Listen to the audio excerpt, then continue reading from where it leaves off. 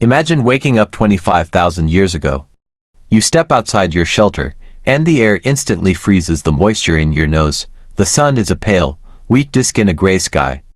Ahead of you lies a wall of solid ice, thousands of feet high, stretching for millions of square miles.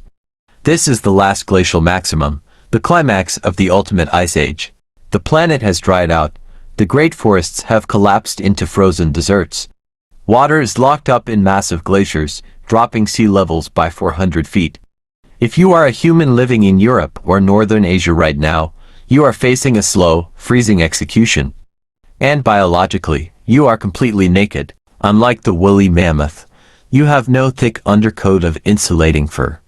Unlike the Arctic fox, your body isn't compact enough to trap heat. You are a species born in the warm, sunny savannas of Africa. By every law of nature, you should freeze to death in a matter of days. Yet, you didn't. How did our ancestors conquer a frozen hell that wiped out some of the toughest creatures to ever walk the earth? To understand how incredible this survival story is, we have to look at the other humans who were already there. For hundreds of thousands of years, Europe belonged to the Neanderthals. And they were biologically built for the freeze. They were shorter, thicker, and packed with dense muscle mass that naturally retained heat. They had massive nasal cavities that warmed the freezing air before it reached their lungs. They were apex icemen.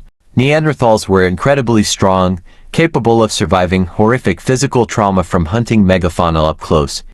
But around 40,000 years ago, as the ice reached its absolute worst, the Neanderthals began to vanish.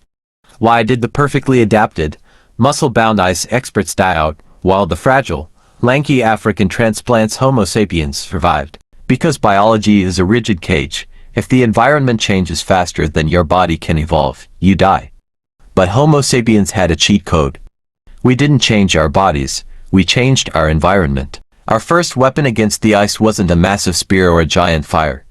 It was a tiny piece of bone, no longer than your finger, with a hole drilled through the top. The invention of the eyed bone needle changed human history forever. Before the needle, humans simply draped raw animal pelts over their shoulders. It kept some heat in, but cold air leaked through the gaps, and if you ran, the pelt flew open. Neanderthals relied heavily on these loose cloaks.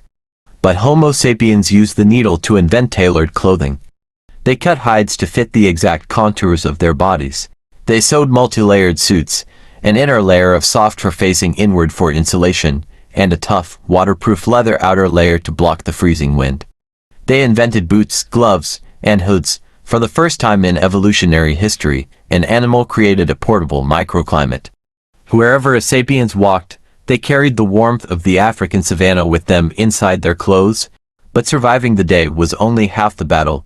You had to survive the night. In a landscape with no trees, you couldn't build log cabins. You couldn't find caves everywhere, so our ancestors became master architects of bone. In places like Mazyrik in modern-day Ukraine, archaeologists uncovered ancient villages made entirely of mammoth-bone huts. To build just one of these structures, a tribe had to harvest the bones of up to 100 mammoths. They used massive mammoth skulls as the heavy foundation blocks to anchor the walls against howling Arctic winds. They interlocked the giant curved tusks to form a sturdy roof dome, then draped heavy hides over the top and packed it with dirt and snow for insulation. Inside, these huts were warm, stable, and large enough to house entire families. We didn't just find shelter, we manufactured it out of the skeletons of giants. But the ultimate weapon that secured our survival wasn't a tool. It was an alliance. During the darkest days of the Ice Age, a miracle occurred. Two rival apex predators looked at each other and decided to cooperate. Humans and wolves began to hunt together. Wolves possessed the tracking skills, the night vision, and the raw speed that humans lacked. Humans possessed the long-distance vision, the throwing spears, and the power of fire. Together, they became an unstoppable hunting machine. Wolves would track and corner the massive megafauna, and humans would finish them off from a safe distance using lightweight throwing spears. This alliance didn't just provide an abundance of fatty meat and warm fur. It gave humans something priceless: protection. With wolves guarding the camp at night, humans could finally sleep deeply, knowing no cave lion could ambush them in the dark. Around 12,000 years ago, the glaciers began to retreat. The great ice sheets melted away, and the world warmed up. The Neanderthals were gone, the mammoths were gone. The saber-toothed cats were gone, but the hairless, fragile ape from Africa was still standing. We didn't survive the Ice Age because we were the strongest, the fastest, or the most cold-resistant. We survived because we were adaptable.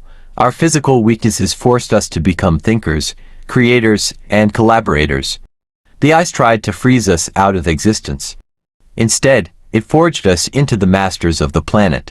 What do you think about the ancient sapiens and the deadliest ice age? Please like and subscribe for more, and also drop what you think about ancient sapiens or the deadliest ice age on the comment section.